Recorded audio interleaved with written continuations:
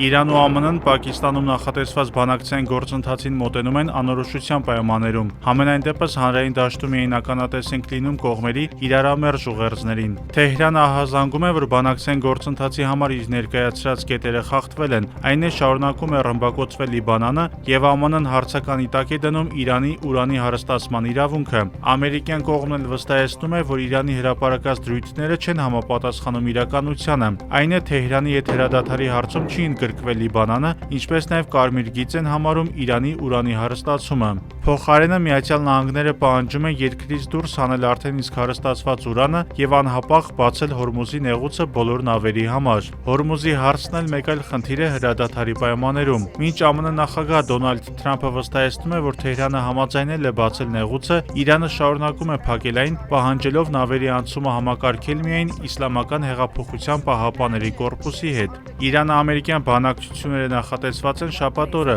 Ամերիկյան պատվիրակությունը գլխավորելու է ԱՄՆ փոխնախագահ Ջեյ Դի Վենսը։ Ներկայացուցչության այդ մակարդակը կարող է ամենաբարձրը դառնալ Իրանի հետ շփումներում 1979 թվականից ի վեր։ Նշվում է, որ Վենսի ընտրությունը Իրանի պահանջն էր, որը չէր վստահում ոչ Սթիվ Վիթքոֆին, ոչ էլ Թրամփի փեսա Ջարեդ Քուշներին։ Իրանական կողմն էլ պատվիրակություն է ուղարկելու իդեմս խորհրդարանի նախագահ Մոհամմադ Բաղեր Ղալիբաֆի, որի դերը Իրանի ռազմաքաղաքական մի շարք առանցքային գործիչների սպանությունից հետո էապես աճել է երկրի ներսում։